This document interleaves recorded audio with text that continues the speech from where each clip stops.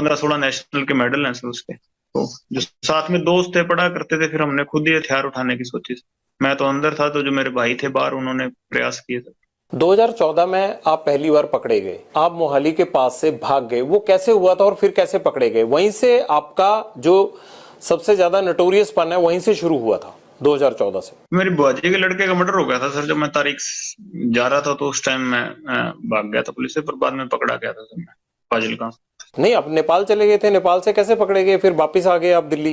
वहां से सर हथियार लेके आ रहे थे, तो हथियारों के साथ पकड़े गए थे। हथियार आपको इतनी आसानी से कैसे मिल जाते हैं? इतने लिंक कैसे बन गए आपके? आप तो तब बड़े छोटे थे। जेल में मिल गए थे लोग, हथियार तस्कर थे सर। अब बाहर की बजाय जेल में रहना ज्यादा सुरक्षित लगता है? नहीं सर, हम तो चाहते हैं कि बाहर निकाल दें सर, पर अब कोई निकालते ही नहीं, सुनवाई नहीं हो रही इतनी।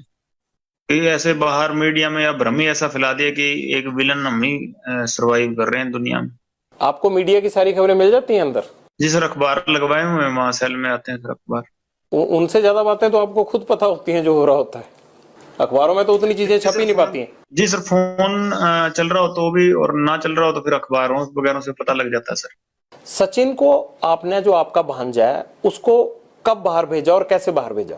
नहीं सर, वो अपने सोर्सेज के थ्रू गया था। मैंने अपने मतलब जो छोटा भाई था उसको भेजा था, और वो मेरे भाई के टच में ही रहता था, तो उसके बाद उसने सचिन को बाहर बुला लिया। सचिन कैसे पकड़ा गया अजरबैजान में? वो डिटेन हुआ सर, मेरे को इस चीज की नॉलेज नहीं कैसे पकड़ा गया। जिंदगी का कोई ऐसा काला सफा हो जो आप हमसे शेयर करना चाहते हो? पर सर यही कहना चाहते हैं सर कि ये एक ही तरफा की बात सुन के हमें विलन बना रहे हैं सर सारा चीजें, कि भी ये आप इसका सिद्धू का भी इतना शोर मचा हुआ है, इसका आप ये देख लीजिए, कभी इसने किसी अन्याय के खिलाफ आवाज उठाई, कहते भी बहुत बेबाकी से बोलता था। इसने किस मुद्दे के बारे में बेबाकी से बोला जब तक जिंदा था? किसी क्राइम के बारे में, या जो पंजाब में ड्रग्स फैल रहे हैं उसके बारे में ये कभी बोला हो? कभी ये बोला हो कि एंटी गैंगस्टरों के बारे में बोला हो, या कि टेररिज्म के खिलाफ बोला हो? किसी को अच्छी बात तो बोला होगा, कभी स्टेज पे इसकी क्लिप निकल जाएगी सर, बोला हो?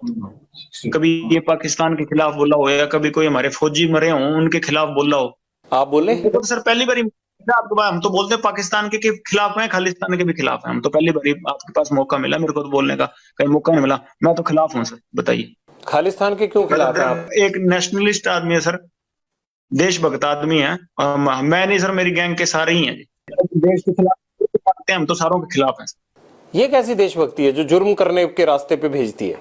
जुर्म सर बिल्कुल अक के किया, बिल्कुल। अगर इस तरह से जुर्म करके कोई फायदा मिलता हो तो यहाँ तो हर कोई, मतलब आजादी के बाद से इसी तरह से हर कोई अपने आप अपने जुर्म का हिसाब कर रहा होता। सर वही गलती होगी, हमसे सजा काट रहे हैं सर। 9 साल हो गए और कोई उसका वो नहीं है कि भाई हम किसी से कोई हर्जाना मांग रहे हैं कि हमने गलती किया तो हम काट रहे हैं। और जिन्होंने गलती करने के बावजूद बाहर घूम रहे थे, तो भगवान ने उनको सजा दे दी। आपने कहा कि आप पाकिस्तान के खिलाफ हैं, आप खालिस्तान के खिलाफ हैं।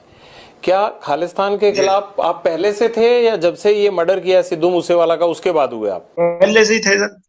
ऐसा क्या हुआ आपके साथ कि आपको लगा कि ये ठीक नहीं है? आप तो जब खालिस्तान होगा तब आप पैदा भी नहीं होंगे, आप तो 92 बॉर्न है। हम जो सोच है कि देश के टुकड़े नहीं होना देना चाहते।